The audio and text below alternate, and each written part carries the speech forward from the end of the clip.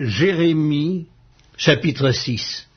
Fuyez, enfants de Benjamin, du milieu de Jérusalem, sonnez de la trompette à Tekoa, élevez un signal à Beth-Akerem, car on voit venir du septentrion le malheur et un grand désastre.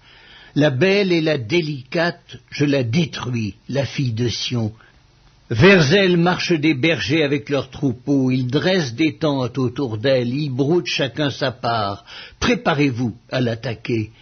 Allons, montons en plein midi, malheureusement pour nous le jour baisse, les ombres du soir s'allongent.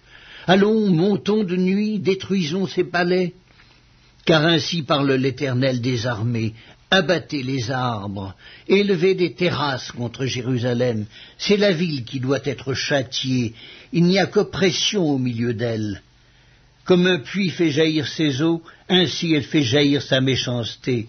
Il n'est bruit en son sein que de violence et de ruine. Sans cesse à mes regards s'offre la douleur et les plaies. Reçois instruction, Jérusalem, de peur que je ne m'éloigne de toi, que je ne fasse de toi un désert, un pays inhabité. Ainsi parle l'Éternel des armées. On grappillera comme une vigne les restes d'Israël. Porte-y de nouveau la main, comme le vendangeur sur les ceps. À qui m'adresser et à qui prendre à témoin pour qu'on écoute? Voici, leur oreille est incirconcise et ils sont incapables d'être attentifs. Voici, la parole de l'Éternel est pour eux un opprobre, et ils n'y trouvent aucun plaisir. Je suis plein de la fureur de l'Éternel, je ne puis la contenir. Répands-la sur l'enfant dans la rue et sur les assemblées des jeunes gens, car l'homme et la femme seront pris, le vieillard et celui qui est chargé de jour. Leurs maisons passeront à d'autres, les champs et les femmes aussi, quand j'étendrai ma main sur les habitants du pays, dit l'Éternel. Car depuis le plus petit jusqu'au plus grand, tous sont avides de grain, depuis le prophète jusqu'au sacrificateur, tous usent de tromperie. Ils pensent à la légère la plaie de la fille de mon peuple. Paix, paix, disent-ils, et il n'y a point de paix. Ils seront confus car ils commettent des abominations. Ils ne rougissent pas, ils ne connaissent pas la honte. C'est pourquoi ils tomberont avec ceux qui tombent. Ils seront renversés quand je les châtierai, dit l'Éternel. Ainsi parle l'Éternel.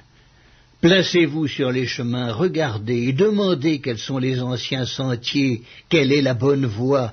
Marchez-y et vous trouverez le repos de vos âmes. Mais ils répondent, nous n'y marcherons pas. J'ai mis près de vous des sentinelles, soyez attentifs au son de la trompette, mais ils répondent, nous n'y serons pas attentifs. C'est pourquoi, écoutez, nations, sachez ce qui leur arrivera, assemblée des peuples. Écoute, terre. Voici, je fais venir sur ce peuple le malheur, fruit de ses pensées, car ils n'ont point été attentifs à mes paroles, ils ont méprisé ma loi. Qu'ai-je besoin de l'encens qui vient de Séba, du roseau aromatique d'un pays lointain? Vos holocaustes ne me plaisent point, et vos sacrifices ne me sont point agréables. C'est pourquoi, ainsi parle l'Éternel, voici, je mettrai devant ce peuple des pierres d'achoppement contre lesquelles se heurteront ensemble pères et fils, voisins et amis, et ils périront. Ainsi parle l'Éternel. Voici, un peuple vient du pays du septentrion, une grande nation se lève des extrémités de la terre. Ils portent l'arc et le javelot, ils sont cruels, sans miséricorde. Leur voix mugit comme la mer. Ils sont montés sur des chevaux, prêts à combattre comme un seul homme, contre toi, fille de Sion. Au bruit de leur approche, nos mains s'affaiblissent, l'angoisse nous saisit, comme la douleur d'une femme qui accouche. Ne sortez pas dans les champs, n'allez pas sur les chemins, car là est le glaive de l'ennemi, et l'épouvante règne alentour. Fille de mon peuple, couvre-toi d'un sac, et roule-toi dans la cendre, prends le deuil, comme pour un fils unique, verse des larmes amères, car le dévastateur vient sur nous à l'improviste. Je t'avais établi en observation parmi mon peuple comme une forteresse, pour que tu connusses et sondasses leur voie.